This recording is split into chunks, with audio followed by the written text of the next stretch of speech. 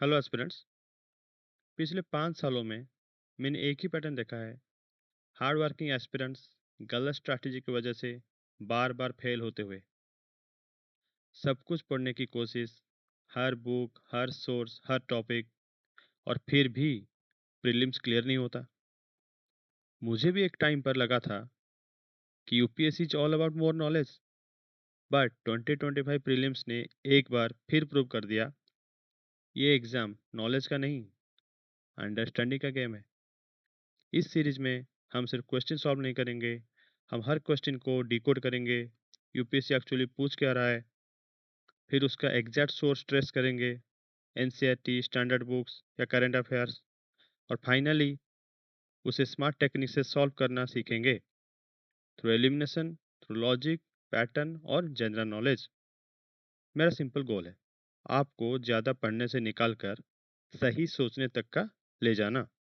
So if you are serious about clearing prelims, stop studying everything, start understanding UPSC. Let's begin. Hey everyone, just a quick heads up before we dive in. I am definitely not a pro YouTuber. If my voice sounds a bit off or the quality is not perfect, please bear with me. Just try to focus on the information I'm sharing. Let's get into it. From question number 1, with reference to investments, consider the following: bonds, hedge funds, stocks, venture capital. How many of the above are treated as alternative investment funds? अब PYQ देखते हैं। 2024 question number 40, 2024 question number 40। देखो option में क्या है, bond, stock, दे दिया ना। देखो यहाँ पे ऑप्शन में बॉन्ड स्टॉक है, पूछ लिया ना बस। अब हेज फंड और वेंचर कैपिटल, देखो इसको पढ़ते हैं। चलो उससे पहले पढ़ते हैं अल्टरनेटिव इन्वेस्टमेंट फंड्स क्या है। ओके, देखो अल्टरनेटिव इन्वेस्टमेंट फंड्स क्या है देखते हैं पहले।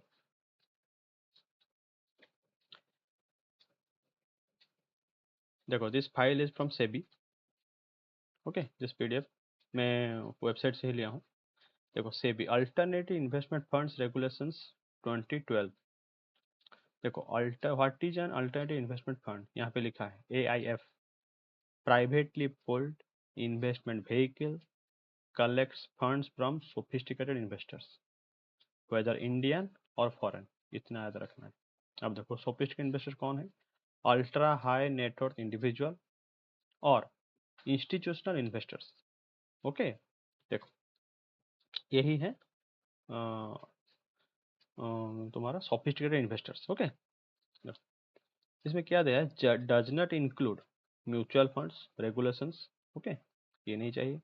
अब देखो कैटेगरी 1 में क्या लिखा है, कैटेगरी 1 में लिखा है venture capital funds include angel funds, SME funds. SME funds means small and medium size enterprises, for example MSME।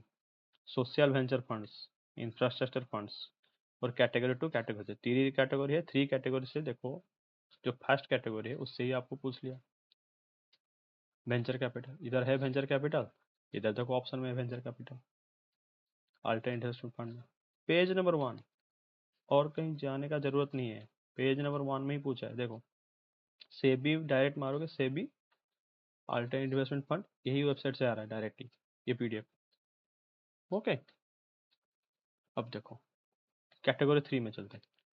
Category 3 में है डाइवर्स और कॉम्प्लेक्स एम्प्लॉय लिवरेज लिस्टेड और अनलिस्टेड डेविएट्स। ओके, ये कैटेगरी 3 में एक्चुअली जाता है आप लोगों का हेज फंड। जो हेज फंड है ये आता है आप लोगों कैटेगरी 3 में, वेंचर कैपिटल कैटेगरी 1 में। तो आपको पता चला अल्टरनेटिव इन्वेस्टमेंट फंड क्या है। अब और एक बार पढ़ते हैं। देखो एक कॉम्प्लेक्स नेचर है, carry high risk, that means higher returns. Okay, traditional investment method क्या है, stocks and bonds, that means यहाँ पे बॉन्ड और stock option 1 option 3 they are the traditional investment methods and venture capital or hedge funds are the alternative investment funds. That means जो high net worth individual हैं या फिर जो institutional investors हैं उनको रिस्क चाहिए लेकिन हाई रिटर्न चाहिए। वो अल्टरनेटिव सॉल्यूशन ढूंढते हैं कि कहाँ पे हम इन्वेस्ट करें जो कि हमें हाई रिटर्न मिलेगा। तो ये है। और देखो यहाँ पे हेज फंड लिखा है, देख रहे हो, हेज फंड लिखा है ना। चलो हेज फंड देख लेते हैं। Hedge funds are actively managed funds focused on alternative investments. देखो यहाँ पे लिख दिया, that commonly use risky investment strategies. देखो यहाँ पे रिस्की लिख लिया, यहाँ पे हाई रिस्क लिख लिया, देख रहे हो, रिस्की इन्वेस्टमेंट लिख लिया। ओके, अल्टरनेटिव इन्वेस्टमेंट, तो ये सब कोड वर्ड है। आप इकोनॉमी में ना टर्म को ब्रेक डाउन करोगे, इकोनॉमी इजीली क्लियर हो जाएगा। अब चलते हैं क्वेश्चन में। देखो, अगर आपको इतना भी पता होगा कि ये फाइनेंशियल मार्केट से क्वेश्चन आया है। देखो, important role in financial market किसका? अल्टरनेटिव इन्वेस्टमेंट फंड का। ये फाइनेंशियल मार्केट का क्वेश्चन है। फाइनेंशियल मार्केट को अगर आप देखोगे, एक है मनी मार्केट, दूसरा है कैपिटल मार्केट। मनी मार्केट का रेगुलेटर कौन है? आरबीआई। कैपिटल मार्केट का रेगुलेटर कौन है? SEBI. That means this question related to SEBI directly और इनडायरेक्टली। अब मान लो आपको कुछ भी पता नहीं है, अब इसके बारे में बिल्कुल पता नहीं, कैसे आप रीच करोगे क्वेश्चन को? अप्रोच कैसे रहेगा आप लोग, बताता हूँ। देखो, इतना मालूम है basic, financial market, money market और कैपिटल मार्केट। कैपिटल लिखा है ना यहाँ पे, यहाँ पे क्या लिखा है? Venture capital. That means this is a capital market का ये पार्ट है। यहाँ से अब अगर आप गेस भी कर लोगे तो भी कुछ आपको हिंट्स मिल जाएगा। अब चलो यहाँ चलते हैं।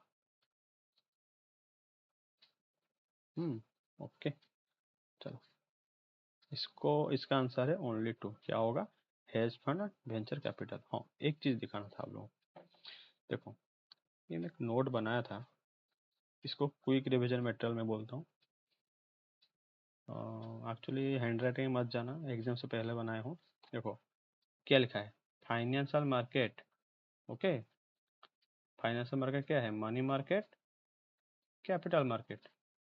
ये मनी मार्केट कैपिटल मार्केट के बाद देखो उसके अंदर क्या आता है? मनी मार्केट में आता है बॉन्ड्स, कैपिटल मार्केट के अंदर आता है बॉन्ड्स एंड इक्विटी। इसका रेगुलेटर कौन है? सेबी। इसका रेगुलेटर कौन है? आरबीआई। कुछ समझ में आ रहा है? अगर इतना भी मुझे मालूम होगा तो मैं क्वेश्चन को एटलीस्ट 50-50 करके आ जाऊंगा। इतना ही मालूम अगर हो जाएगा। समझ में आ रहा है? चलो क्वेश्चन नंबर 2 देखते हैं। Which of the following are the sources of income for the Reserve Bank of India? RBI के बारे में पूछा है। आप सबको पता है RBI is important for UPSC, हर साल पूछता रहता है। चलो अब सोर्सेस ऑफ इनकम पूछे, आरबीआई का इनकम कहाँ कहाँ से होता है? Option number 1, buying and selling of government bonds, buying and selling foreign currency, pension fund management, lending to private companies, printing and distributing currency notes. Okay, 5 options are there. अब चलो question 43, question 40, question 53, 2024 देख लेते हैं। देखो यहाँ पे क्या है? Forex market. फॉरेक्स मीन्स क्या है? फॉरेन मार्केट ही तो है, समझ रहे हो? Forex related to foreign currency management. यहाँ पे दे दिया फॉरेन करेंसी, समझ रहे हो? अब क्वेश्चन 43, 2024 देखते हैं। यहाँ पे क्या था? पेंशन फंड ऑप्शन में दे दिया है। क्वेश्चन नंबर 2, 2025 पेंशन फंड पूछ लिया है। क्वेश्चन 53, 2024 क्वेश्चन 53 देखते हैं। क्वेश्चन 53 देखो यहाँ पे राइट साइड, यहाँ पे क्या लिखा है? आरबीआई के बारे में पूछ लिया है। Question 453 foreign currency. अच्छा देखो, अगर यहाँ पे सोवरेन करेंसी क्या होता है? रुपी। फॉर इंडिया और सोवरेन करेंसी इज रुपी। अगर यहाँ पे सोवरेन करेंसी पूछ लिया है, क्या आप लोगों का ड्यूटी ये नहीं है कि फॉरेन करेंसी के बारे में थोड़ा पढ़ लें बस? और कितना रिपीटेशन चाहिए आपको? यूपीएससी आपको हिंट्स देता रहता है। ऐसा नहीं है कि यूपीएससी एग्जाम में आपको डायरेक्टली सब पूछ लेगा, ये हिंट्स है। 40, 43, 53 देख लो। 53 में पूछ लिया सोवरेन करेंसी, 43 में पूछ लिया पेंशन फंड, बॉन्ड भी पूछा। देखो क्वेश्चन 40 क्या पूछा? फॉरेक्स मार्केट, फॉरेन करेंसी 2 बार पूछा है, पेंशन फंड 1 बार पूछ लिया है। उसका क्वेश्चन 25, 2023, क्वेश्चन 25 देखो, गवर्नमेंट बॉन्ड, यहाँ पे क्या है देखो, गवर्नमेंट बॉन्ड। समझ रहे हो? गवर्नमेंट बॉन्ड पूछ लिया, फॉरेक्स पूछ लिया, पेंशन फंड पूछ लिया और सोवरेन करेंसी पूछ लिया। अगर सोवरेन करेंसी यहाँ पे पूछा है तो 53 में, तो यहाँ पे आप लोगों का फॉरेन करेंसी। आप इसका अप्रोच बताता हूँ आप लोगों को। Sources of income of RBI: government bond, foreign currency, pension fund, private company को लेंडिंग करना और करेंसी नोट को प्रिंटिंग करना। अब चलो नोट्स में। अब देखो, ये आरबीआई का वेबसाइट है। देखो मैं जितना भी यहाँ पे नोट्स में डाला हूँ वो मैक्सिमम मैं मैनेज किया हूँ कि मैं गवर्नमेंट सोर्स नहीं तो ऑथेंटिक सोर्स से ही आपको दिखाऊं। ये देखो, यहाँ पे डायरेक्टली देखो आरबीआई की वेबसाइट में अगर चले जाओगे फैक्स में, यहाँ पे लिखा है banker and debt manager to government. RBI कौन है? आरबीआई बैंकर है and debt manager to the government. Government का बैंकर एंड गवर्नमेंट का डेट मैनेजर। यहाँ पे देखो क्या पूछा है, अगर गवर्नमेंट का डेट मैनेजर है और गवर्नमेंट का बैंकर है तो ये बाइंग सेलिंग गवर्नमेंट बॉन्ड्स नहीं करेगा क्या? यस करेगा, समझो। उसके बाद क्या लिखा है? Foreign exchange management. Foreign exchange management कैसे करेगा आरबीआई? यही तो है फॉरेन एक्सचेंज मैनेजमेंट का पार्ट। क्या है? Buying and selling foreign currency. अब चलो, उससे क्या लिखा है? Issuer of currency. कैसे इशू करेगा? प्रिंटिंग करके तो करेगा, करेंसी नोट्स। अब आप देखो यहाँ पे पेंशन फंड है, प्राइवेट कंपनी। यहाँ पे देख लो कहीं पे आपको पेंशन के बारे में और प्राइवेट क्या लिखा है? प्राइवेट कंपनीज को लेंडिंग करने के बारे में लिखा है? नहीं लिखा है। अब चलो इसको कॉमन सेंस से सॉल्व करते हैं। एक बार बोलो, हमारा RBI is the central bank of India. RBI is the bankers of bank. अगर आरबीआई बैंकर्स ऑफ बैंक है तो ये प्राइवेट कंपनीज को क्यों लोन देगा भाई? यहाँ देखो, आरबीआई लोन देता है कमर्शियल बैंक्स को, कमर्शियल बैंक्स लोन देते हैं प्राइवेट कंपनीज को। प्राइवेट कंपनीज डायरेक्टली लोन नहीं लेते हैं आरबीआई से। Common sense. और पेंशन फंड, ये तो पहले आपको एलिमिनेट करना है। पेंशन फंड मैनेजमेंट अगर आरबीआई करने लगेगा तो पीएफआरटी और ईपीएफओ क्या कर रहे हैं? उनका काम तो यही है पेंशन फंड मैनेजमेंट करने के लिए, पीएफआरटी और ईपीएफओ का। अगर आप एलिमिनेशन टेक्निक यूज करोगे तो देखो ऑप्शन नंबर 3, ऑप्शन 3 देख रहे हो, ऑप्शन 3, ऑप्शन 3 यहाँ पे एलिमिनेट हो गया। अब आपका रहा 50-50, ए और डी से कोई एक होगा। ए में दिया है 1 एंड 2, बी में भी दिया है 1 एंड 2। अगर ए और बी से कोई एक करेक्ट होगा that means 1 and 2, 1 and 2 option दोनों में है, मतलब ये दोनों सही होंगे, 1 2 सही होंगे। अगर ये दोनों सही हैं, अगर ये दोनों सही हैं तो आपको सिर्फ यहाँ पे देखना है ऑप्शन 5 सही है कि नहीं। चेक करते हैं option 5, printing and distributing currency notes. इसको क्या बोलते हैं? सीनियरेज बोलते हैं ना। Printing and distributing currency notes को गूगल में कभी सर्च करना, 500 रुपीज़ को प्रिंट करने के लिए आरबीआई का 2.3 रुपीज़ ही खर्चा होता है ओनली। तो इससे इनकम तो होगा ना आरबीआई को। अब समझता हूँ। Option number 1, government bonds. Government क्या करता है, जब उसको मान लो गवर्नमेंट को 500 करोड़ चाहिए, आरबीआई को क्या करेगा, आरबीआई को बॉन्ड में साइन करके देगा कि मैं ये बॉन्ड दे रहा हूँ 500 करोड़ का, मुझे 500 करोड़ दो, 500 करोड़ रुपीज़ दो, मैं इंटरेस्ट के साथ आपको लौटा दूंगा। और जो इंटरेस्ट है वो क्या है, आरबीआई का इनकम है। और फॉरेन करेंसी का वही है, जब फॉरेन करेंसी का अप्रिसिएशन डेप्रिसिएशन जानते हो ना इकोनॉमी में, जब फॉरेन करेंसी का वैल्यू लो होता है तब खरीद लो फॉरेन करेंसी, तो है वाला बेच लो, प्रॉफिट तो आपका ही होगा ना।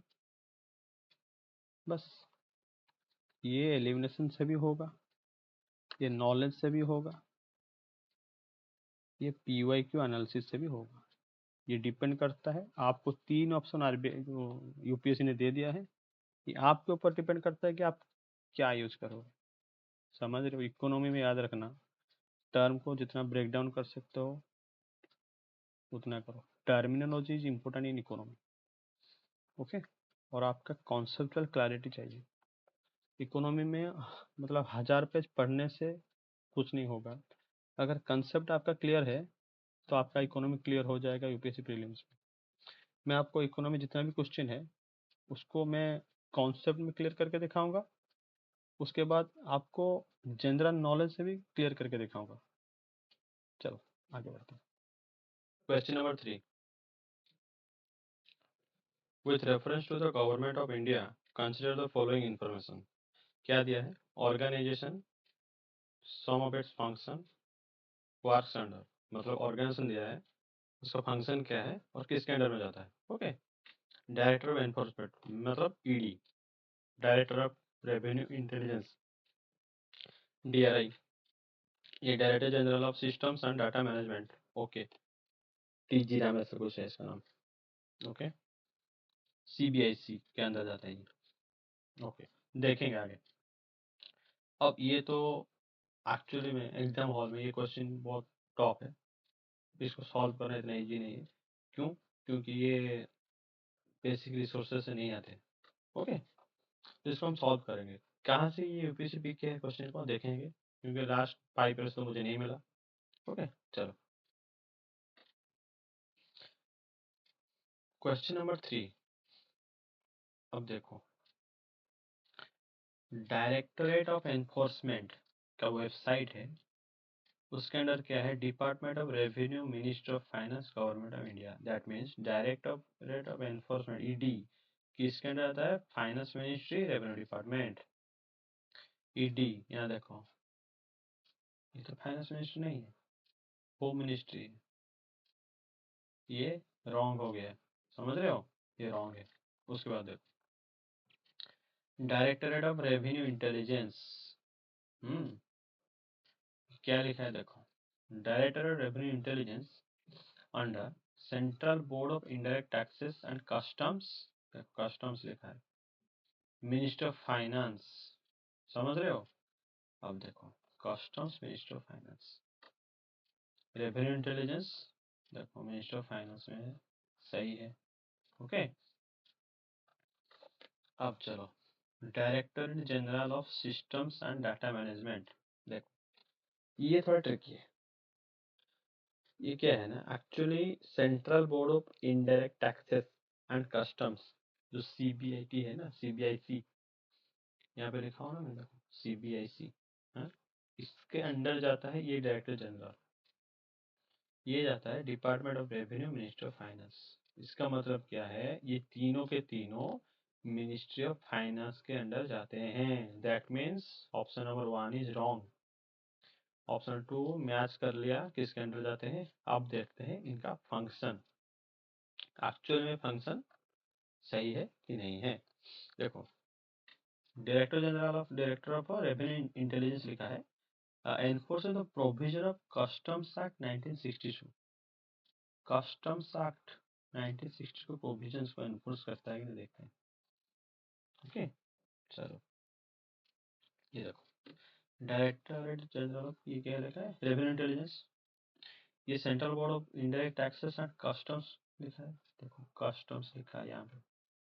उसके बाद क्या लिखा है, tasked with smuggling, trafficking, illicit international trade, and देखो related to international trade and in evasion of customs duty। that means ये customs related काम करता है। यहाँ से हमको पता चल गया central board of indirect taxes and customs, ministry of finance, department से पता चल गया कि भाई ये एक्चुअली में कस्टम का काम करता है कि नहीं। इकोनॉमी में ना आपको कुछ नहीं देखना है, सिर्फ टर्मिनोलॉजी याद रखनी है। यहाँ पे आप कस्टम्स देख लिए ना, बस खत्म। तो यहाँ देखो, बस खत्म। इसका आंसर मिल गया, कस्टम्स, फाइनेंस मिनिस्ट्री, ये ठीक है, ये ठीक है, ये ठीक है। अब देखो कहाँ गया, सॉरी, हाँ, डीजीएस डीएम, देखो डाटा मैनेजमेंट दिया है। इसका काम देखते हैं। हाँ, पूछा क्या है यहाँ पे, पूछा है carrying out big data analytics to assist tax officer for better policy and nabbing tax evaders. इसका मतलब पहले क्या लिखा है, डाटा एनालिटिक्स लिखा है। दैट मीन्स ये डाटा मैनेजमेंट अगर यहाँ पे लिखा है तो डाटा एनालिटिक्स नहीं करता होगा क्या। यहाँ से आप देख लो, हिंट्स मिल गया ना, डाटा, यहाँ पे डाटा। अब चलो प्रॉपर ले, central board of indirect tax and customs, customs are central excise administration system, data management, implementation projects, information and communication technology. Responsibility क्या है, देखते हैं रेस्पॉन्सिबिलिटी। इसमें आता है, देखो रेस्पॉन्सिबिलिटी में आता है design, development, programming, testing, implementation और maintenance of customs and central excise automated system. Automated system क्या है, आईटी रिलेटेड तो होगा, देखो रिलेटेड टू आईटी लिखा है यहाँ पे। उसको मेंटेनेंस करना, इम्प्लीमेंटेशन करना, टेस्टिंग करना, प्रोग्रामिंग करना। Okay, management of all central deployed customs and central excise computers, computer facility, hardware, software, data communication, देखो data, related to data. Acts point of reference to validation concerning procedural changes in customs, ये लिखा है identify evaluate new technology। अच्छा, within the department developing a maintain of policy and subsequent, then computer security।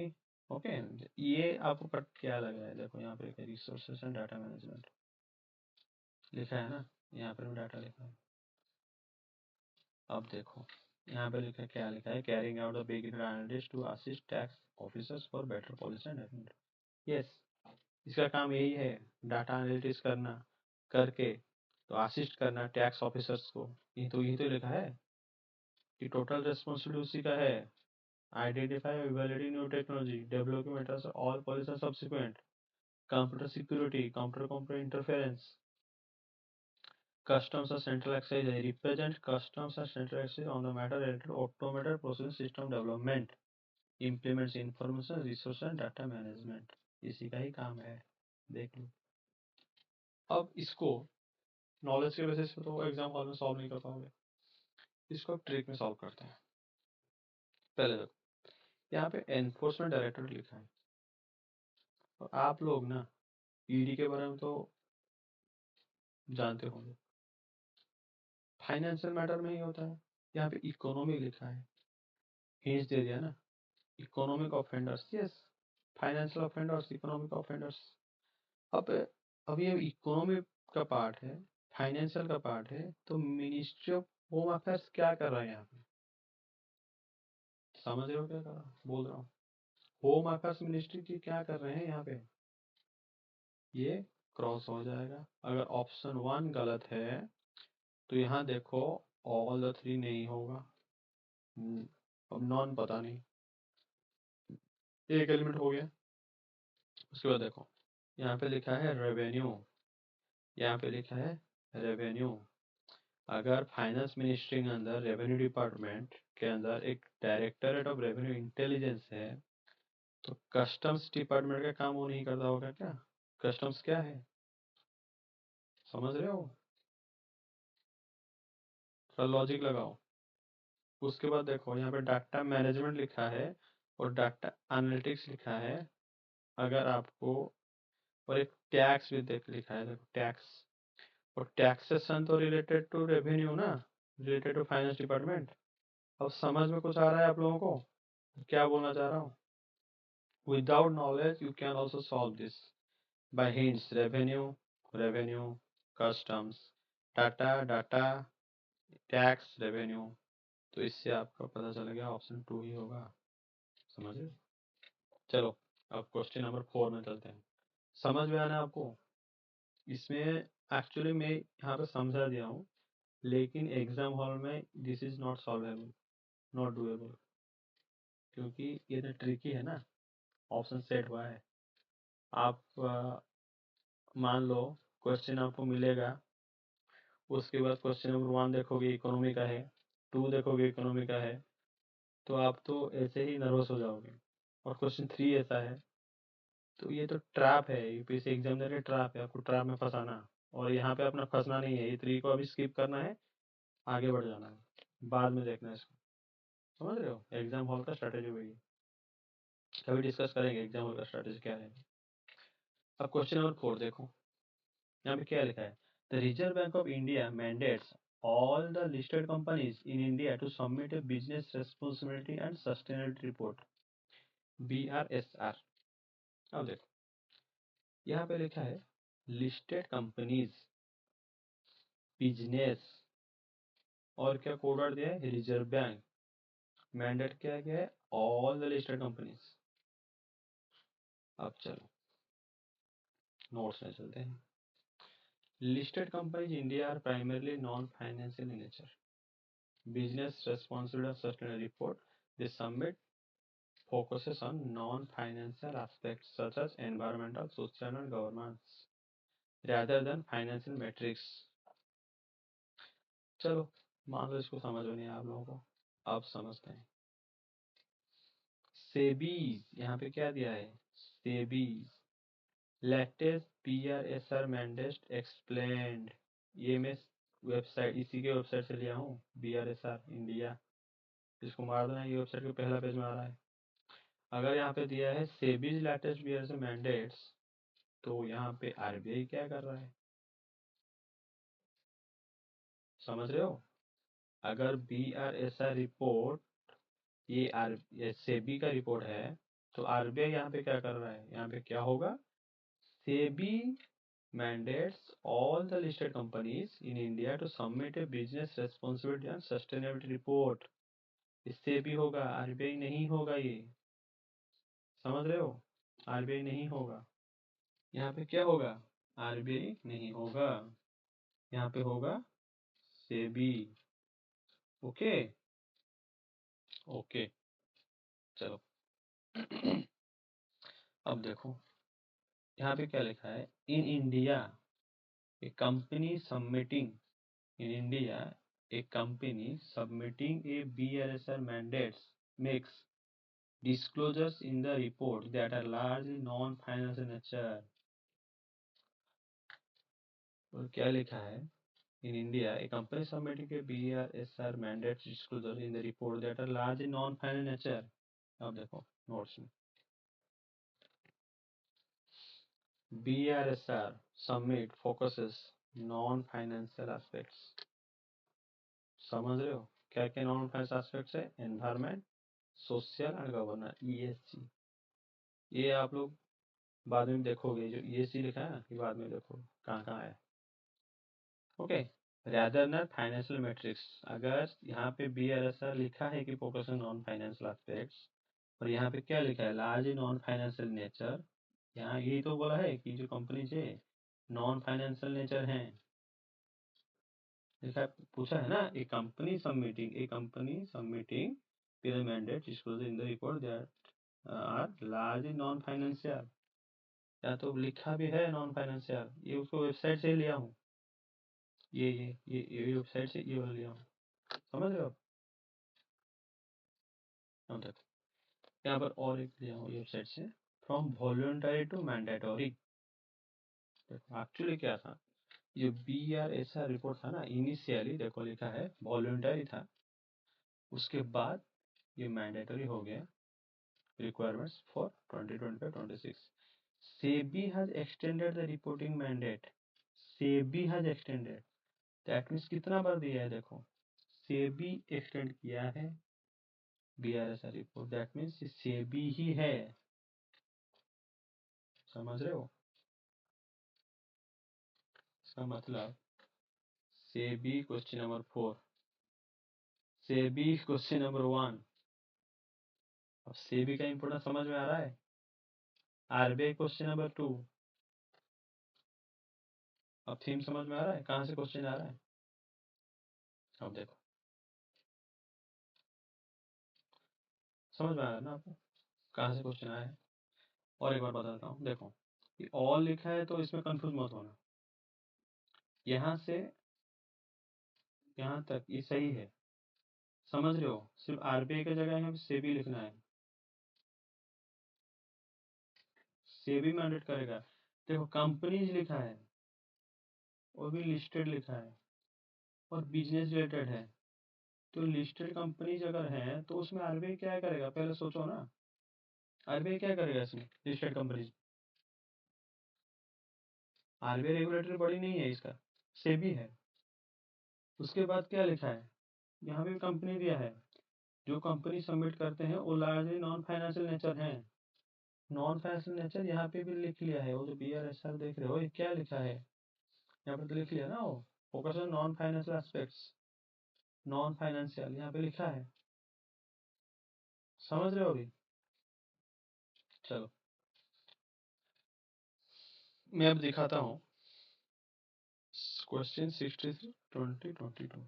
अच्छा देख लेते हैं। अब देखो, in India credit rating agencies are regulated by RBI. Same type का क्वेश्चन दिया है, देखो यहाँ पे आरबीआई लिखा है ना, यहाँ पे आरबीआई लिखा है, यहाँ पे रिप्लेस करो सेबी को। In India credit agencies are regulated by SEBI, यहाँ पर भी देखो रिप्लेस करो, अरे सॉरी, सेबी को रिप्लेस करो। थीम सेम है, क्वेश्चन सेट करना भी वैसे ही का सेट किया है, आरबीआई की जगह सेबी, समझ रहे हो? यही है ट्रिक्स यूपीएससी। अब क्वेश्चन नंबर 5 चलते हैं।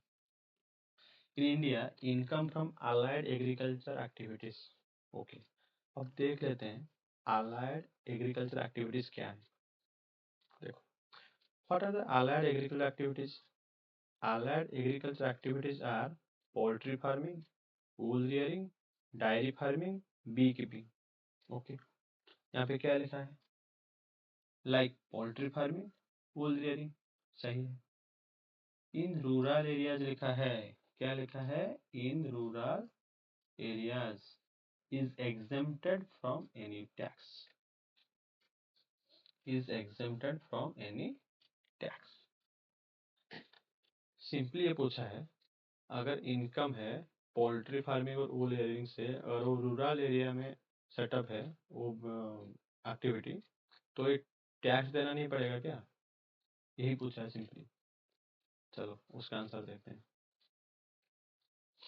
देखो यहाँ पे क्या लिखा है, उसके बाद क्या है, these are generally not consider agricultural income. सुनो, they are the agriculture activities but they are not agricultural income because they do not involve the direct cultivation of land. समझ रहे हो? They are agricultural activities but they are not agricultural income. समझ रहे हो? That are taxable as business income. Taxable as business income. लिख दिया है taxable. Additionally, the Income Tax Bill 2025 has clarified that income from dairy, poultry and fisheries is fully taxable. Income tax bill भी जाओगे वहाँ पे clarify कर दिया है, और यहाँ पे भी हमारा लिखा है कि these are the business incomes, चाहे आप रूरल एरिया में हो चाहे अर्बन एरिया में। Poultry farming, wool rearing, dairy farming और बी कीपिंग ये सब टैक्सेबल है। अब समझ में आ रहा है? In India income from allied agriculture activity like poultry farming, wool rearing in rural area exempted from any tax. Wrong है, ऑप्शन 1 स्टेटमेंट 1 रॉन्ग।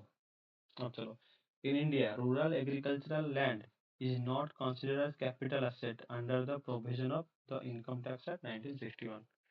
देखो इनकम टैक्स है 1961, मान लो आप लोग में से किसी कोई पढ़ा नहीं है कि कौन सा सेक्शन में ये लिखा है, तो देखते हैं रूरल एग्रीकल्चर लैंड के बारे में देखते हैं। चलो देखो यहाँ पर क्या लिखा है, rural agriculture land not consider a capital asset under the income tax act 1961, meaning any gains from its sales and not subject to capital gains. देखो रूरल एग्रीकल्चर लैंड क्या है, section 2+14 of the income tax act क्या कहता है, any profits और gains from sale of such land non taxable under capital gain tax. Capital gain tax के अंदर ये दिस इज नॉट टैक्सेबल, समझ रहे हो, based on the location and population density बोला है। तो इसका मतलब ये है कि rural agriculture land is not considered capital asset. यहाँ पे क्या लिखा है, rural agriculture land is not considered capital asset, सही तो है, सेम सही तो है। और रूरल एग्रीकल्चर लैंड क्या है, ये पॉइंट है, ये आप लोगों को याद रखना है। और उसके साथ अर्बन एग्रीकल्चर लैंड है उसको भी याद रखना है। रूरल पूछ लिया, मान लो अगले साल अर्बन पूछ लेगा। Located in urban areas A capital asset, okay, ये अर्बन एरिया में जो एग्रीकल्चर लैंड है this is a capital asset. अब चलो मैं आपको बोला हूँ कि मैं इकोनॉमी का क्वेश्चन को आपको नोट से पढ़ाऊंगा, उसके बाद जनरल नॉलेज से पढ़ाऊंगा। मान लो मुझे पता नहीं है, मैं इसको जनरल नॉलेज कैसे सॉल्व करूंगा, चलो करके दिखाता हूँ। देखो यहाँ में लिखा है, in India income from allied agriculture activities like poultry farming, wool rearing, okay, in rural areas. अब यहाँ पे आपको डिकोड करना है, क्या करना है, यहाँ पे लिखा है रूरल एरियाज, ये रूरल एरियाज के लगा पे आप लिख लो अर्बन एरियाज। मान लो मैं यहाँ पे काट देता हूँ और लिखता हूँ अर्बन एरियाज। अब पढ़ो, in India income from allied agricultural activities like urban like poultry farming and wool rearing in urban area is exempted from any taxes। अब मैंने इसको समझो, क्या ये इनकम पोल्ट्री फार्मिंग से और वूल रियरिंग से अगर मैं अर्बन एरिया में दूंगा एग्जेम्प्टेड होगा क्या, नहीं होगा। क्यों नहीं होगा, आपके दिमाग में आएगा, तो अर्बन एरिया आप भी देख रहे हैं पोल्ट्री फार्मिंग का कितना डिमांड है। अगर अर्बन एरिया में एक्सेप्ट नहीं होगा तो रूरल एरिया में क्यों होगा। अगर मान लो रूरल एरिया में ये टैक्सेबल नहीं है, तो मान लो मैं एक पोल्ट्री फार्मिंग करना चाहता हूँ, मैं अर्बन एरिया से 20 किलोमीटर अंदर चला जाऊँ रूरल एरिया को, वहाँ पे बहुत बड़ा फार्म करूँगा इन्वेस्टमेंट करके, वहाँ पे मुझे टैक्स देना नहीं पड़ेगा, सिर्फ मुझे 20 किलोमीटर का सफ़र जाना आना है। तो इसमें तो गवर्नमेंट का लॉस है ना, तो इसमें गवर्नमेंट का फायदा है क्या, नहीं है। तो इस पर्सपेक्टिव से आपको सोचना है, समझ रहे हो। तो सबको ही जाके रूरल एरिया में पोल्ट्री फार्मिंग ये सब कर लेंगे, टैक्स भी देना नहीं पड़ेगा और अच्छा प्रॉफिट कमा लेंगे, तो रेवेन्यू जनरेट कहाँ से होगा गवर्नमेंट को, इसीलिए दिस इज टैक्सेबल। और यहाँ पे क्या लिखा है, देखो यहाँ पे क्या लिखा है कि rural area land is not considered capital asset, this capital asset नहीं है।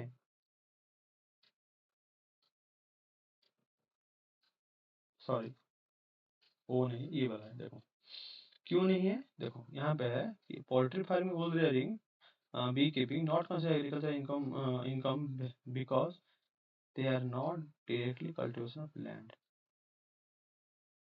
do not involve the direct cultivation of land, इसीलिए नहीं है। These are the business income, आपका बिजनेस है ये, तो क्यों भाई आपको गवर्नमेंट इतना टैक्स पे कर देगा, समझ रहे हो।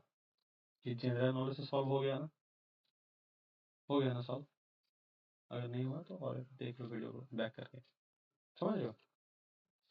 Statement 2, in rural agriculture land is not considered a capital asset under the provision of the income tax act. देखो मान लो कि मुझे स्टेटमेंट 2 पता नहीं है, अब ऑप्शन बदलते हैं। यहाँ पे both statement 1 and statement 2 are correct, मैं तो ऑलरेडी जनरल नॉलेज से इसको रॉन्ग कर चुका हूँ, तो बोथ करेक्ट कैसे होगा? नहीं होगा। अब यहाँ पे भी जब both statement one statement was correct, नहीं होगा, क्योंकि एक तो रॉन्ग है।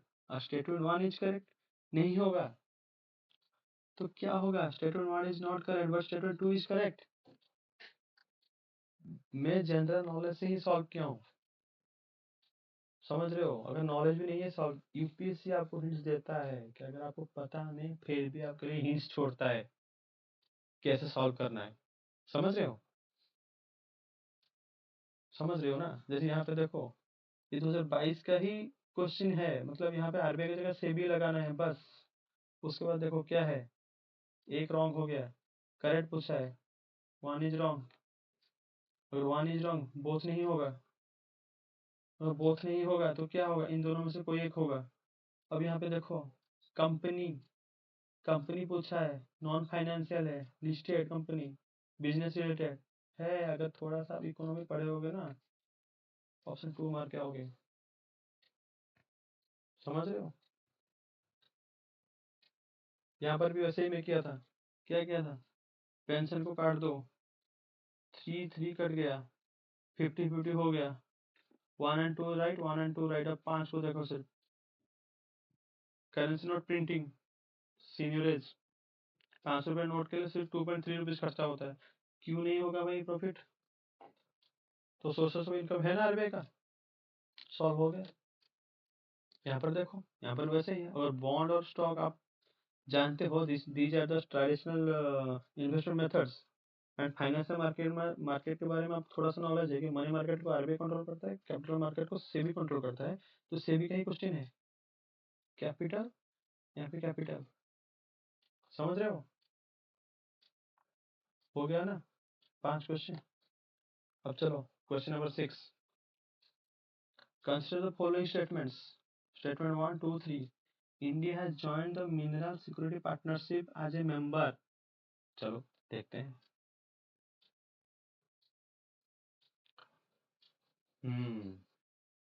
The Mineral Security Partnership is a transnational alliance for critical minerals essential to modern technology and clean energy. Question क्या पूछा है यहाँ पे? India has joint minerals and security partnership as a member. India member है कि नहीं है, इतना पूछा है ना। चलो देखते हैं।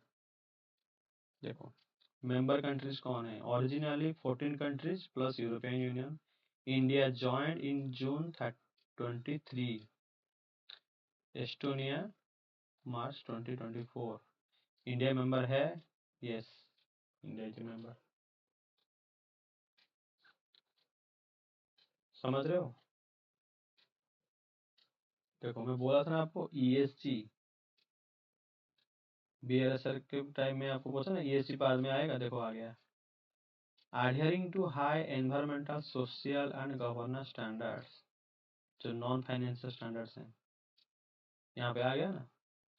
अब देखो, मिनरल सिक्योरिटी पार्टनरशिप जो है उसका अभी क्या हुआ है ना, सक्सेड बाय फोर्ज, चेंज हो गया है, which continue as a mission both policy and project levels। Wikipedia ऐसा है सोर्स। अब इसका ऑब्जेक्टिव देख लेते हैं, उससे पहले देखते हैं क्वेश्चन नंबर 1 सही हुआ कि नहीं हुआ है। India is a member, yes India is a member. Option number 2, India is a resource rich country in all the 30 critical minerals that it has identified. India is a resource rich country in critical minerals. अच्छा, critical mineral में India एक resource rich country हुई है, और 30 के 30 critical minerals India में है। अब देखते हैं नोट्स में क्या लिखा है। देखो, ये मैं पिक किया हूँ आपका क्रिटिकल मिनरल्स फॉर इंडिया 2023 का एक आया था रिपोर्ट, वहां से। और ये सिर्फ पेज नंबर 1 से पेज नंबर 4 है, जहां से यूपीएससी क्वेश्चन लिया है। सोर्स दिखा रहा हूँ आपको, हर एक क्वेश्चन का सोर्स दिखा रहा हूँ। देखो क्या लिखा है, critical minerals, lack of availability, concentration few geographical regions लिखा है ना, lead to supply chain vulnerability. First para 3-4 sentence से आपको पता चल गया कि यहाँ पे क्या लिखा है, लैक ऑफ अवेलेबिलिटी। अगर लैक ऑफ अवेलेबिलिटी है तो 30 के 30 क्रिटिकल मिनरल्स कैसे रिसोर्स रिच कंट्री हो गया इंडिया। फर्स्ट पेज देखो एग्जीक्यूटिव समरी, ये आप लोग डाउनलोड भी कर लेना, सिर्फ सर्च करना क्रिटिकल मिनरल्स फॉर इंडिया, ये आ जाएगा 2023 का। और देखो पीआईबी का भी रिपोर्ट है, यहाँ पे दिखाता हूँ आप लोगों को पीआईबी का, कहाँ गया, यहाँ पर देखो ये पीआईबी का रिपोर्ट है, ये आया था, समझ रहे हो, देखो parliament passes mines and minerals development regulation amendment bill 2023, ये ऑप्शन नंबर 3 का आंसर, देखो समझ रहे हो। अब चलो option number 3, the parliament in 2023 has amended the Mines and Minerals Development and Regulations Act 1957, empowering the central government to exclusively auction mining lease and composite license for certain critical minerals। ये छोड़ दो, सिर्फ यहाँ तक देखो, यहाँ तक देखो ना। The Parliament in 2023 has amended the Mines and Minerals Act, yes or no। PIB से देखो क्या लिखा है, parliament passes mines and minerals development regulation bill, bill pass किया है और गवर्नमेंट का मेजोरिटी है, अमेंडमेंट ही हुआ होगा, समझ रहे हो। अब चलो इस समरी अगर खोला हूँ तो इसमें एग्जीक्यूटिव समरी से और थोड़ा देख लेते हैं। यहाँ पर देखो लिखा है lithium graphite cobalt titanium rare earth element. अब देखना 2025 में एक क्वेश्चन आया है, लिथियम ग्राफाइट कोबाल्ट टाइटेनियम, कुछ याद आ रहा है, यहाँ से उठाया है, पूछा है कि बैटरी का मैन्युफैक्चरिंग में क्या यूज होता है, लिथियम ग्राफाइट कोबाल्ट ये पूछ लिया था, निकल पूछा है उसके जगह, टाइटेनियम की जगह, समझ रहे हो। क्वेश्चन यहीं से पिक किया है। कौन कौन सेक्टर में यूज होती है, essential for advancement of many sectors, electronics telecommunication transport defence में यूज होता है। लो कार्बन एमिशंस, देखो कार्बन एमिशंस की वो कीवर्ड है, renewable energy keyword, net zero keyword. अब देखो अगर यहाँ पे आप लोगों को पूछ लिया है 30 क्रिटिकल मिनरल्स, तो आपका ड्यूटी है कि जो 30 के 30 क्रिटिकल मिनरल्स है उसका नाम आपको याद रहे। देखो यहाँ पे लिखा है, लिख भी दिया है वो, पेज नंबर 2 या 3 है ये, मैं स्क्रीनशॉट लिया हूँ। देखो 30 क्रिटिकल मिनरल्स, समझ रहे हो क्या है, antimony beryllium bismuth cobalt copper ये सब हैं। अब क्वेश्चन जो नेक्स्ट पूछेगा, आप अभी सोचोगे 30 के 30 मिनरल्स याद रखने पड़ेंगे, हाँ रखना पड़ेंगे, लेकिन कैसे रखना पड़ेगा, सिलेक्टिव, देखो बताता हूँ। यहाँ पे क्या दिया है, एंटीमोनी बेरिलियम बिस्मथ, ये सब अगर यूपीएससी आप लोग पूछेगा ना, आप लोग सोचोगे कि तो ये तो रेयर सुने हैं तो यही होगा क्रिटिकल मिनरल्स, तो नहीं मिलता है, उसका नाम ही क्रिटिकल, इसलिए तो नहीं मिलता। आपको पूछेगा silicon phosphorus potash copper tin, silicon phosphorus potash copper tin, आपको क्या लगेगा, टिन फास्फोरस पोटास, ये तो नाम सुने ही, क्रिटिकल मिनरल नहीं होगा। और यहाँ पे आपको यूपीएससी फंसाएगा, समझ रहे हो, यहीं पे आपको यूपीएससी फंसाएगा।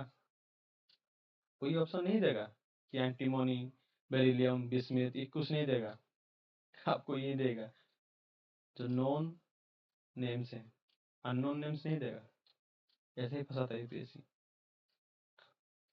आप देख लो यहाँ पे क्या लिखा है, मेजर इनपुट सोर्सेस, यहाँ पे पेज नंबर 4 है शायद, ये देखो ये 3 है 4 है, मेजर इनपुट सोर्सेस।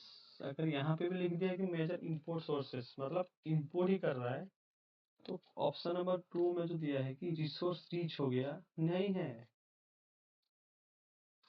अब ये नोट से सॉल्व हुआ है, अब आपको दिखाता हूँ ये कैसे जनरल नॉलेज सॉल्व करेंगे।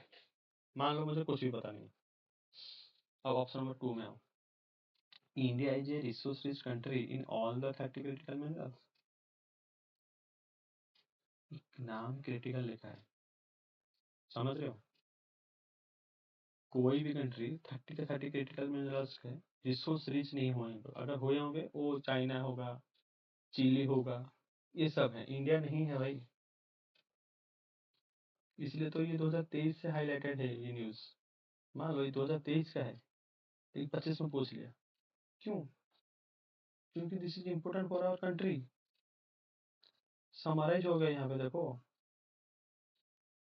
समझ रहे हो? यहाँ पे देखो, अब देखते हैं कि क्रिटिकल मिनरल्स का क्यों इम्पोर्टेंट है। देखो, ये पीआईबी से लिया हूँ।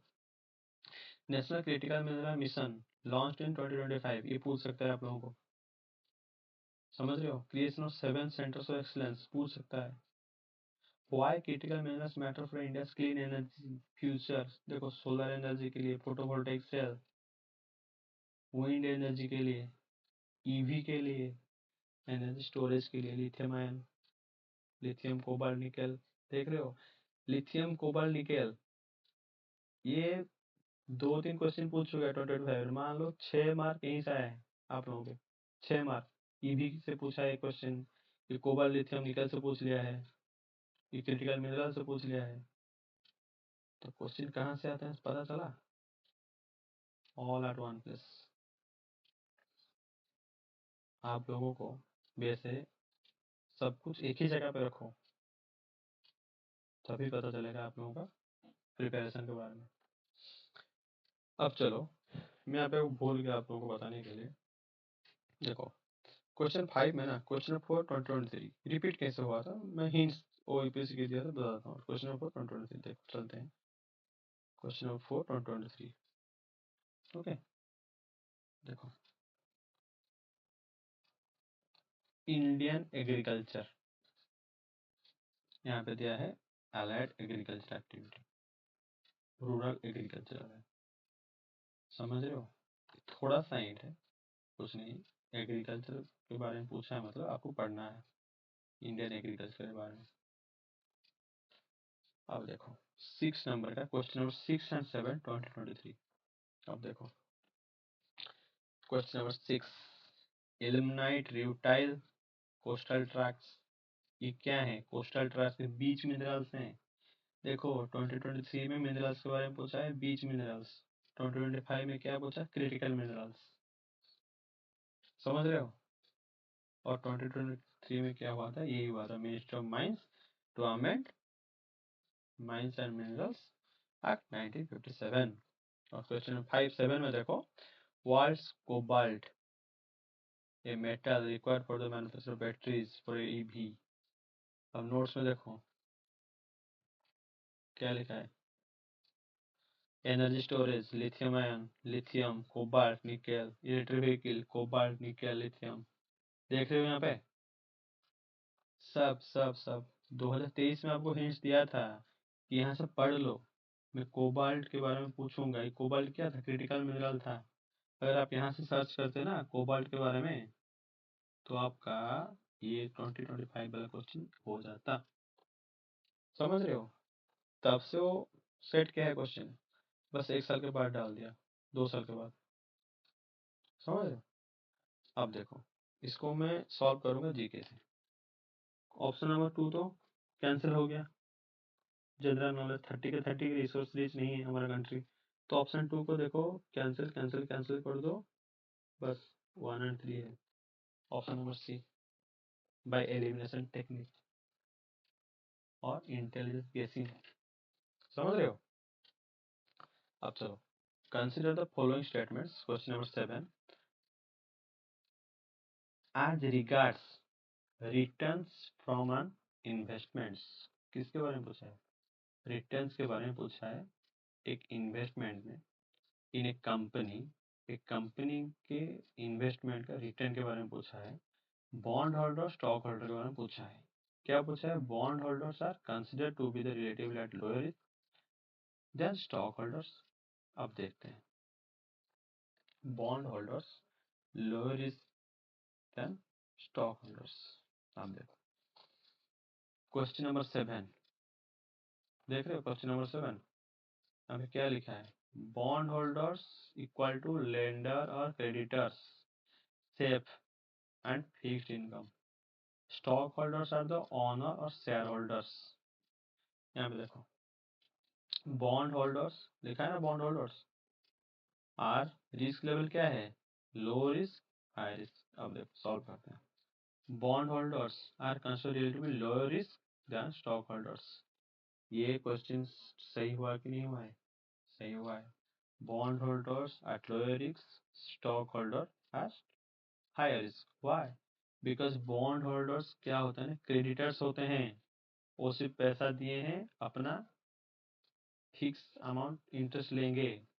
जो स्टॉक होल्डर होते हैं ऑनर होते हैं, कंपनी का प्रॉफिट और लॉस में उनका शेयर होता है। अगर कंपनी डूब गया तो लॉस होता है, लेकिन बॉन्ड होल्डर का नहीं होता है। यहाँ पे क्या लिखा है, nature of investment, they are the lenders creditor to the company. Stock holder में क्या लिखा है, share holders, they are the share holder. Okay, equity share holders, owners of the company. अब चलो ऑप्शन नंबर 1 सही हो गया ना, bond holders are the lower risk, stock holders are the higher risk, because stock holder the owner, bond holder the lenders. Okay, देखो bond holders are lenders to the company, stock holder owner. देखो यहाँ पे तो लिखा है bond holders are the lenders, stock holders are the owners, note में ही लिखा है, समझ रहे हो।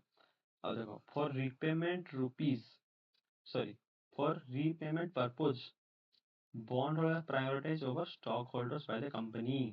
देखो रीपेमेंट में किसको प्रायोरिटाइज करना है, यहाँ पे लिखा है, देखो प्रायोरिटाइजिंग लिक्विडेशन में लिखा है bond holders paid before the share holders and stock holders paid after bond holders. अगर आपको फिर भी समझ में नहीं आ रहा है तो एक एग्जांपल देकर समझाता हूँ। मान लो अब 3 दोस्त हैं, 3 दोस्त में से मैं हूँ बॉन्ड होल्डर, और एक दोस्त है स्टॉक होल्डर, और एक दोस्त है जिसने कंपनी खोला है।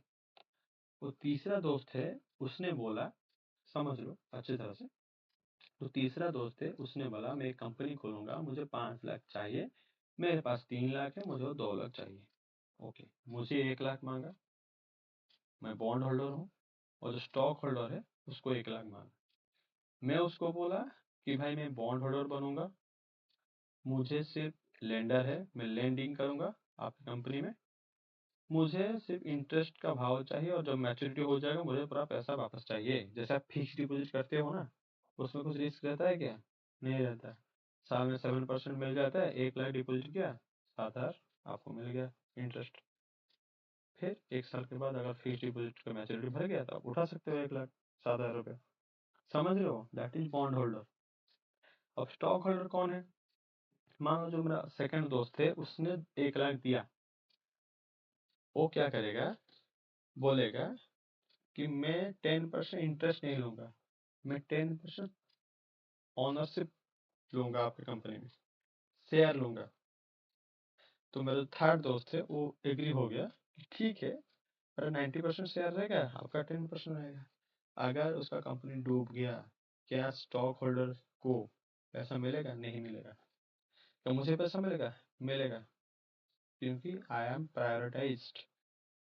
Okay, paid before share holder, I am prioritize, मैं लो रिस्क लिया हूँ, मुझे इतना रिस्क लेना नहीं है कि इतना रिटर्न नहीं चाहिए। मेरा सेकंड दोस्त को रिस्क चाहिए था, रिटर्न ज़्यादा चाहिए था। ओके, मेरा यहाँ पे क्या है, नो ओनरशिप, यहाँ पे क्या है, पार्शियल ओनरशिप स्टॉक होल्डर का। समझ में आ रहा है। अब देखो bond holder lenders to the company, yes I am the lender, and stock holder owners, yes partial owners. सही है, ये क्वेश्चन, ये स्टेटमेंट सही है। अब देखो statement 3, for repayment purposes bond holders are priorities, yes जो बॉन्ड होल्डर मैं हूँ, मैं पहले प्रायोरिटाइज होऊंगा। अब देखो बैंक से अगर आप लोन लिए हो एक बाइक के लिए, समझ रहे हो, 50,000 लोन लिए हो, अब हर महीने ईएमआई बैंक को पहले दोगे कि नहीं दोगे, दोगे ना, क्योंकि bank is the creditor of your loan. समझ रहे हो, मान लो उस बाइक को आपने रैपिडो में लगाया है, कमर्शियल पर्पज के लिए लगाया है, आपका वहां पे प्रॉफिट नहीं हो रहा है, बैंक का कुछ फर्क नहीं पड़ेगा, बैंक अपना ईएमआई चाहिए। समझ रहे हो, यही है और कुछ नहीं है, इकोनॉमी जीजी, बस आपको समझना है टर्मिनोलॉजी। समझ रहे हो। अब इसको जनरल नॉलेज में सॉल्व करते हैं। चलो देखते हैं यहाँ पे क्या लिखा है। देखो, both statement 2 and 3 are correct, both statement 2 and 3 are correct, yes correct, and both of them explain statement 1, पता नहीं। अब ऑप्शन बी में चलते हैं। Both statement 1 and 2 are correct, statement 1 and 2 are correct लिखा है, एंड स्टेटमेंट 1 एक्सप्लेन स्टेटमेंट 2। तो statement 3 के बारे में हम कुछ लिखा ही नहीं, देख रहे हो। तो स्टेटमेंट 3 नहीं लिखा है, मतलब ये ऑप्शन नहीं होगा। स्टेटमेंट 3 तो सही है ना, यहाँ पे रीपेमेंट पर प्रायोरिटाइज इज बॉन्ड होल्डर, नहीं लिखा है, नहीं होगा। देखो, only one of the statement 2 and 3 are correct, नहीं है। ये तो इजी स्टेटमेंट्स है, अगर आप फंस सकते हो तो ऑप्शन 1 में फंस सकते हो मे बी, लेकिन इजी स्टेटमेंट है स्टेटमेंट 2 and 3, तो ओनली वन नहीं होगा। नेदर स्टेटमेंट में नॉट 3 आर करेक्ट, ये भी नहीं होगा, ये भी नहीं होगा। अब आपको अगर पता नहीं है कि स्टेटमेंट 2 and 3 करेक्ट है, लेकिन both them are explain statement 1, statement 1 को एक्सप्लेन करते ही नहीं करते हैं, ये तीनों अगर रॉन्ग हो रहा है तो यही ऑप्शन एक बचा है। देखो, क्वेश्चन डिफिकल्ट नहीं है, यहाँ पे ये फॉर्मेशन है ना क्वेश्चन का, यही डिफिकल्ट है। और एग्जाम के प्रेशर में ना इसको सॉल्व करना थोड़ा ट्रिकी रहता है, इसीलिए ऐसा ऑप्शन यूपीएससी ने दिया है। क्यों हमेशा चाहता है कोचिंग सेंटर से पर डाइवर्स रहे, समझ रहे हो।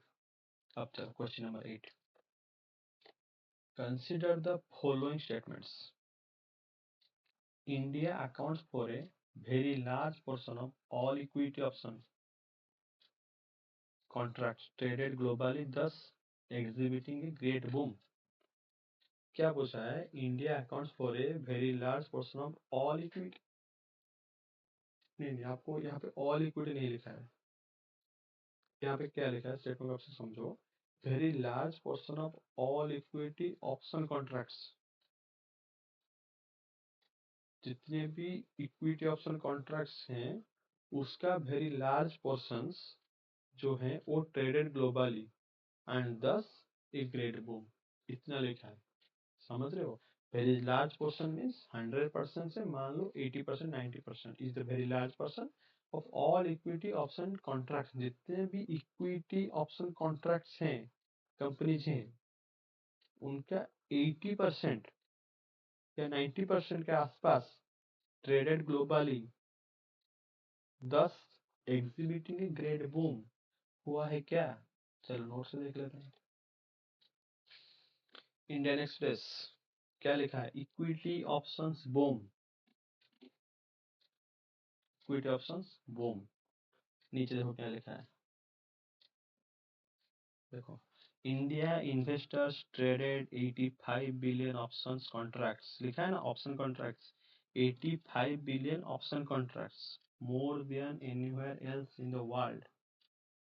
85 बिलियन ऑप्शन कॉन्ट्रैक्ट्स, देखो यहाँ पे क्या लिखा है, option contracts boom. Code word match करो बस, बाद में समझना क्वेश्चन। अब देखो, record 85 billion trades last year and accounted for 84% of all equity option contracts। यहाँ पे यूपीएससी ने क्या किया है, 84% का जगह आपको दे दिया है वेरी लार्ज पोर्शन। अगर वेरी लार्ज पोर्शन की जगह आप 84% लगा दो। India accounts for 84% of all equity option contracts, 84% of all equity option contracts traded in 2023।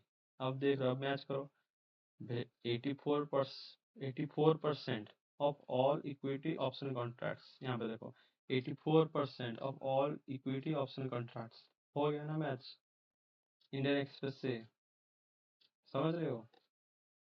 अब चलो ऑप्शन नंबर 2 को, इंडिया स्टॉक मार्केट, इसका मतलब क्या हुआ, ये सही है, समझ रहे हो। India stock market has grown rapidly in the recent past, even overtaking Hong Kong's at some point of time। देखो, आपको यहाँ पे क्या लगे, सॉन्ग दिया है तो सही होगा, लग सकता है, लेकिन यहाँ पे एक्सटेंशन में रैपिडली दिया है। अरे India stock market has grown rapidly, यहाँ पे आपको कंफ्यूज कर देगा। देखो यहाँ पे क्या लिखा है, देखो Times of India, India overtakes Hong Kong as world's fourth largest stock market. India overtakes Hong Kong, यहाँ पे क्या लिखा है, ओवरटेकिंग हांगकांग। लिखा है कि नहीं लिखा है? और एक बार दिखाता हूँ, India overtakes Hong Kong world's fourth largest stock market. India overtakes Hong Kong stock market. यहाँ देखो, India overtakes Hong Kong in stock market. सही है कि नहीं है? सही है। There is no regulatory body either to warn the small investors about the risks of options trading or to act on unregistered financial advisor in this regard। देखो question लेंदी, ये option लेंदी है, आपको यहाँ फंसा देगा, लेकिन इसको ट्रिक है, दिखाता हूँ आपको कैसे सॉल्व करोगे। देखो मान लो ऑप्शन नंबर 1 आपने ना इंडियन एक्सप्रेस से पढ़ा है, ऑप्शन नंबर 2 ना आपने टाइम्स ऑफ इंडिया से पढ़ा है। मैं बोला था ना आपको, मैं जनरल नॉलेज से आपको सॉल्व करके दिखाऊंगा इकोनॉमी को। अब देखो एग्जाम हॉल में मुझे पता नहीं, दो option, option number 3 there is no regulatory body. अगर रेगुलेटरी बॉडी नहीं है तो सेबी क्या है? SEBI is regulatory body, small investor हो या बड़ा इन्वेस्टर हो, SEBI is regulatory body.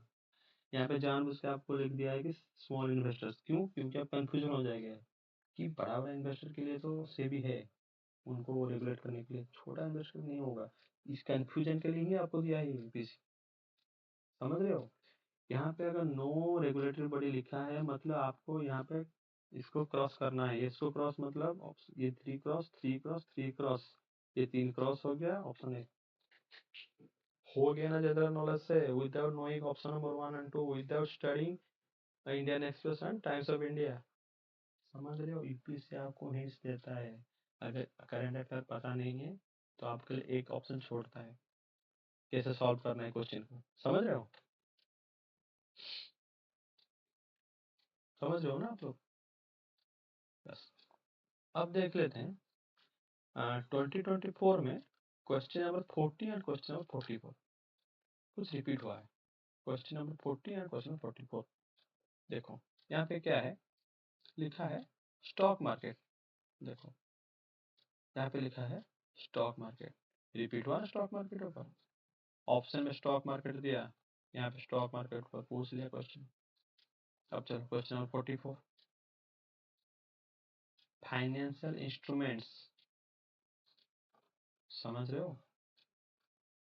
Financial instruments, equity के बारे में पूछा है, समझ रहे हो?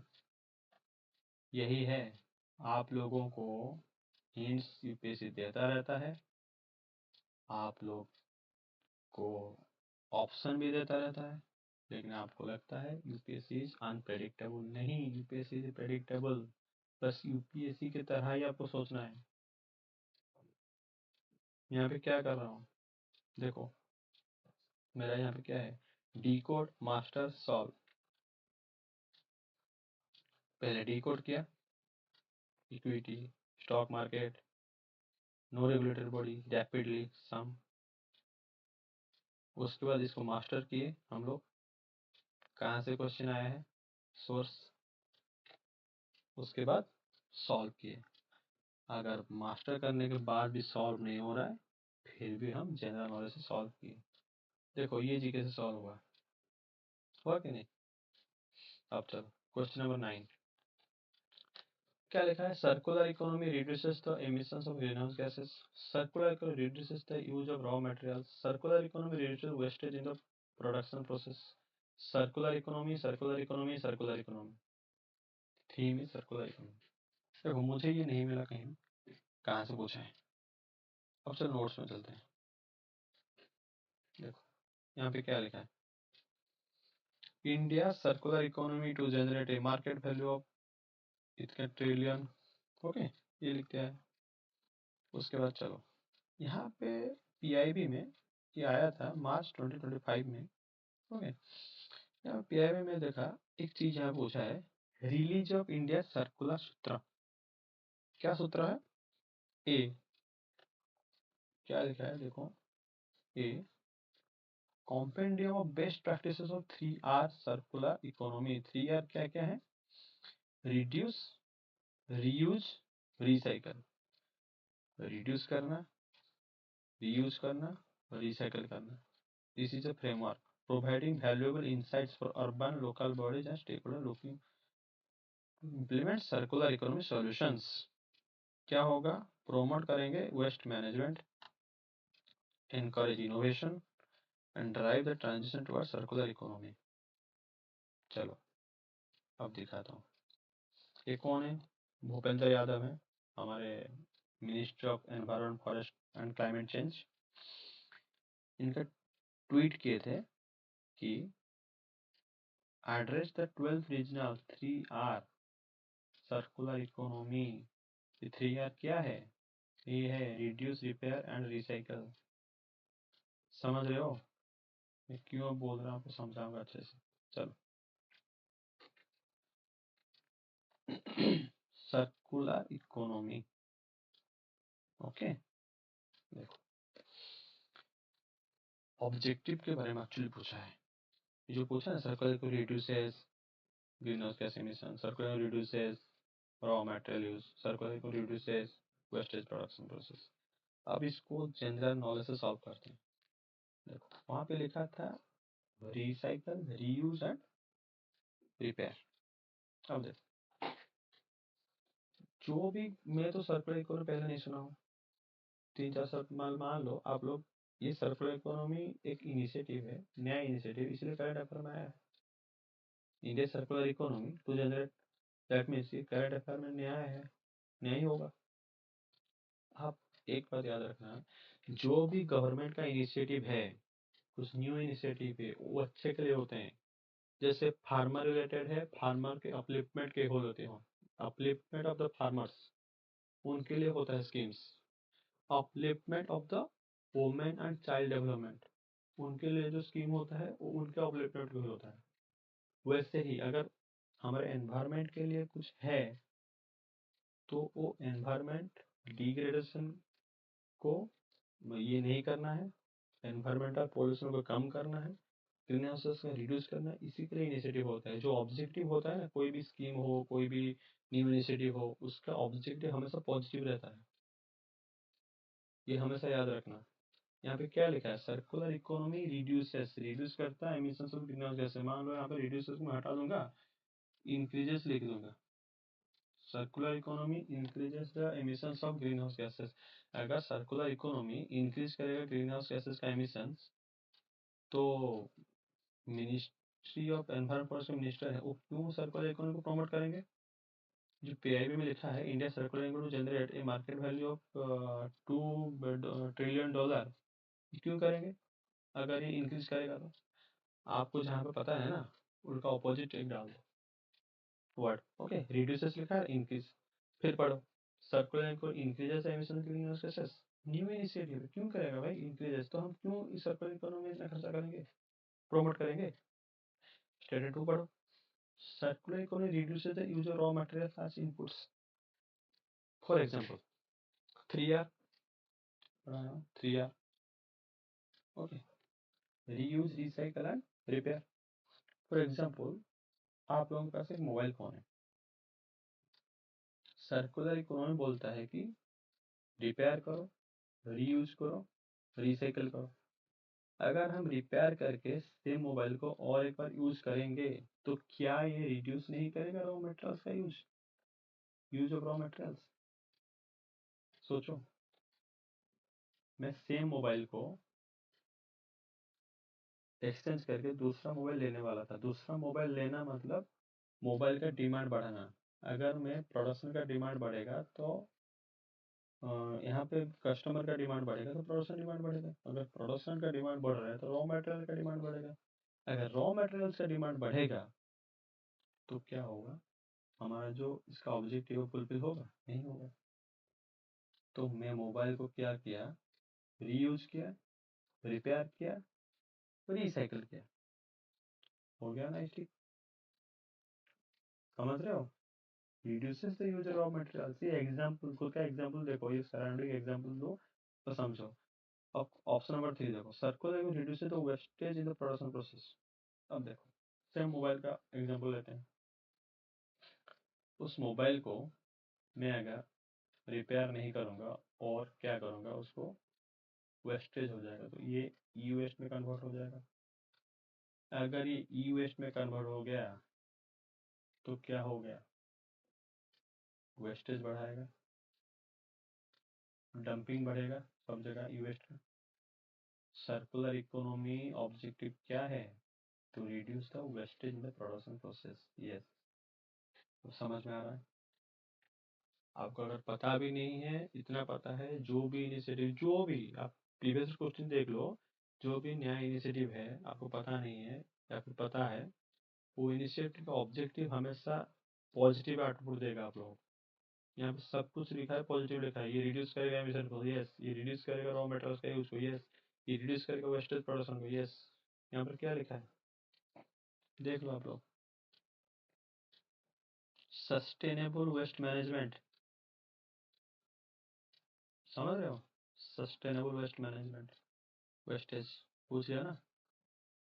अब क्या है, both 2 3 statement correct, both of them excellent one, both 2 and 3 are correct but only one of them excellent one।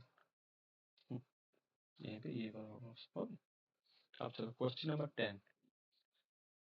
ये देखो, कैपिटल रिसिप्ट के बारे में पूछा है, बोरिंग के बारे में पूछा है, डिसइन्वेस्टमेंट के बारे में पूछा है, इंटरेस्ट रिसिप्ट के बारे में पूछा है, लाइबिलिटीज ऑफ गवर्नमेंट के बारे में पूछा है। अब देखो रिपीट कहाँ से हुआ, देखो कितना बार रिपीट हुआ है। 47, क्वेश्चन नंबर 47 2024, क्वेश्चन 47 2024 क्या लिखा है, कैपिटल रिसीव्स। यहाँ पे क्या लिखा है, फिजिकल कैपिटल। और क्या लिखा है क्वेश्चन 53,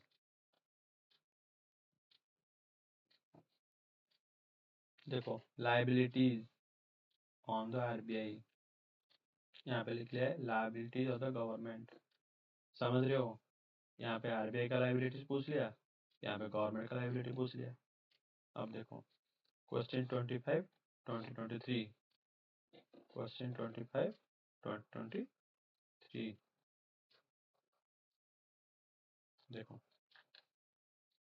क्या है यहाँ पे, stock treasury money market government bond, stock treasury money market government bond 25 ना। देखो कैपिटल मार्केट यहाँ पूछा है, यहाँ पे भी कैपिटल, कैपिटल वर्ड, यहाँ पे भी कैपिटल वर्ड। समझ रहे हो? अब चलो इसको डिस्कस करते हैं। ये थैंकफुल मेरे नोट से ही आ गया है, आपको समझ आता हूँ। देखो ये मेरा नोट है, हैंड राइटिंग में मत जाना भाई, please ignore my handwriting. This is my quick revision material. Zoom करवाता हूँ, आपको दिखाता हूँ। Option number 1, capital receive create liability और cause a reduction asset. That means capital receipt जो हैं वो लाइबिलिटी क्रिएट करते हैं, एसेट लॉस करते हैं। देखो यहाँ पे क्या लिखा है, capital receipts create liabilities asset loss. लिखा है कि नहीं लिखा है? बस इतना याद रखना है, इतना याद रखोगे रिविजन मटेरियल से तो ये हो जाएगा। Capital receipts create liability, reduction of assets. Second option, borrowings and lease investments are capital receipts. देखो borrowings, borrowings means what? In economics, borrowings means loans. समझ रहे हो? Borrowings and disinvestments are capital receipts. अब देखो borrowing and disinvestments, ये है capital budget, इसके अंदर है रिसिप्ट, ये है एक्सपेंडिचर। कैपिटल रिसिप्ट, देखो कैपिटल रिसिप्ट के अंदर क्या है, लोन्स एंड डिसइन्वेस्टमेंट्स। देखो कैपिटल रिसिप्ट्स में अंदर क्या है, लोन्स एंड डिसइन्वेस्टमेंट्स, तो ये भी सही है। ये भी सही है। अब देखो थर्ड ऑप्शन क्या है, interest received on loans create a liability of the government. अच्छा देखो, interest receipts is a non tax revenue receipt. हमारा रेवेन्यू का पार्ट है, रिसिप्ट का रेवेन्यू का पार्ट है, क्या है, tax revenue and non tax revenue. अगर गवर्नमेंट का रेवेन्यू जनरेट हो रहा है टैक्स से और नॉन टैक्स के अंदर इंटरेस्ट रिसिप्ट है, तो कैसे interest receipt on loans creates liability, government की लायबिलिटी कैसे हो जाएगा भाई? दिस इज रॉन्ग, क्योंकि tax revenue and non tax revenue ये दोनों गवर्नमेंट के रेवेन्यू रिसिप्ट हैं, ये नहीं होंगे। समझ में आ रहा है? गवर्नमेंट के लायबिलिटीज नहीं होंगे, ये इनकम है। अब क्या है देखो, 1 2 सही हो गया ना, बस। अब दिखाता हूँ आप लोगों को और एक बार रिव्यू कर देते हैं। चलो, क्वेश्चन नंबर 1 कहाँ से आया था? फाइनेंशियल मार्केट से। Money market, capital market. Money market को रेगुलेट करता है आरबीआई, कैपिटल मार्केट को सेबी। ओके, बॉन्ड और स्टॉक है traditional investment methods. Hedge fund और वेंचर कैपिटल है अल्टरनेटिव इन्वेस्टमेंट फंड। रेगुलेट कौन करता है? सेबी। ये क्वेश्चन सेबी का है। क्वेश्चन नंबर 4 देखो, ये क्वेश्चन कहाँ का है? BRSI report, SEBI report is BRSI report. ये क्वेश्चन नंबर 4। और देखो, लार्ज नॉन फाइनेंस नेचर कौन? कंपनी, नॉन फाइनेंस नेचर हो गया ना। अब चलो question number 2, income sources of RBI. Next बोल दे रहा हूँ आप लोगों को, इनकम सोर्सेस ऑफ गवर्नमेंट पूछ सकता है। अगर आरबीआई का सोर्सेस क्या है इस बार पूछा है, तो नेक्स्ट बार पूछ सकता है कि गवर्नमेंट का इनकम क्या है, सोर्सेस। समझ रहे हो? गवर्नमेंट कहाँ कहाँ से, हिंट्स भी दे दिया ना। गवर्नमेंट का revenue receive, tax revenue, non tax revenue, hints तो दे दिया आप लोग। नेक्स्ट बार पूछ सकता है। ये कैसे हो गया? देखो, पेंशन फंड को काट दो, पेंशन फंड काट दो, पेंशन फंड नहीं है, ईपीएफ पीएफ आरडीए रेगुलेट करते हैं, इसको काट दो, आप लोगों का एलिवेशन टेक्निक भी हो जाएगा। अगर एलिवेशन टेक्निक पे ज़्यादा भरोसा मत करो, आप नॉलेज पे भरोसा करो पहले, उसके बाद एलिवेशन टेक्निक यूज करो। ओके, देखो यहाँ पे आ गया ईडी, इन्फोर्समेंट डायरेक्टोरेट। इकोनॉमिक, तो होम मिनिस्टर यहाँ पे नहीं है, cancel, home minister is cancel here. Okay, revenue यहाँ पे दिया है, कस्टम्स यहाँ पे दिया है, रेवेन्यू, 3 करेक्ट। यहाँ पे दिया है डाटा मैनेजमेंट, यहाँ पे दिया है डाटा एनालिटिक्स, सेम ही है ना, डाटा मैनेज करना, डाटा एनालिसिस करना सेम है, रेवेन्यू और फाइनेंस। ओके, ये हो गया। उसके बाद देखो क्वेश्चन नंबर 5, इनकम फ्रॉम अलग एक्टिविटीज। एग्रीकल्चरल एक्टिविटीज क्या है? पोल्ट्री, वुल रियरिंग। मैं बोला था आपको रूरल का जगह अर्बन लगा दो, और थिंक, सोचो।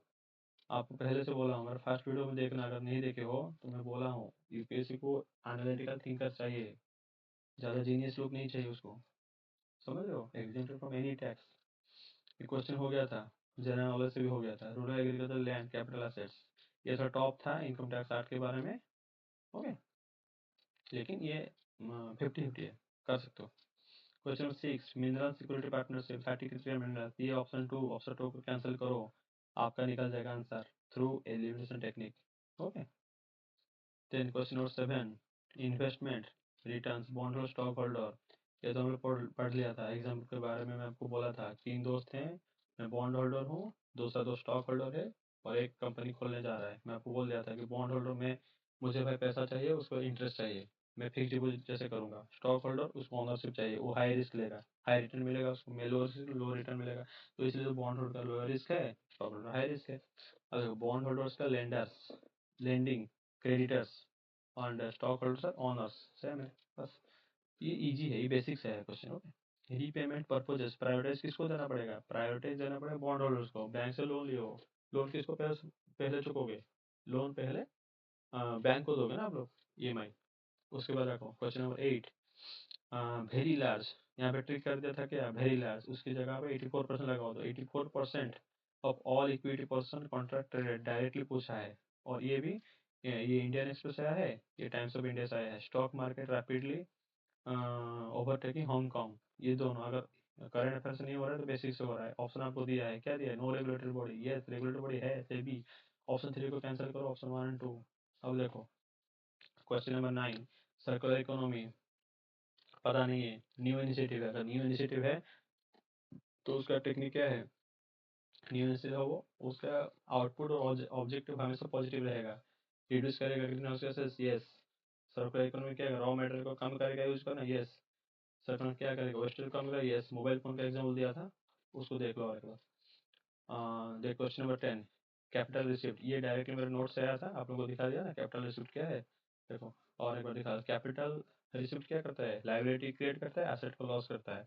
वैसे ही देखो रेवेन्यू रिसिप्ट क्या करता है, ये करता है, रेवेन्यू एक्सपेंडिचर के बारे में लिखा है, no create asset no liability loss. Capital expenditure क्या करता है, create assets, periodical income, okay. ऐसे ही उसके बाद क्या है, borrowing and disinvest are capital receipts, ये भी नोट से है। और ये देखो इंटरेस्ट रिसीव बाय लाइबिलिटी, ये रेवेन्यू रिसीव है, टैक्स रेवेन्यू और नॉन टैक्स रेवेन्यू। हो गया 1 से लेकर 10 तक मैं आपको पहले डिकोड किया, उसके बाद उसको टोटल सोर्स कहाँ से है उसको मास्टरी करवाया, उसके बाद आपको सॉल्व करवाया with dual technique. First technique था मेरा नोट से और रिसोर्सेज से, और सेकंड टेक्निक था मेरा आप लोगों को जनरल नॉलेज से और एलिमिनेशन टेक्निक से, ओके। तो डोंट वरी, आपका एग्जाम क्लियर होगा, okay. Believe in yourself, okay. Thank you.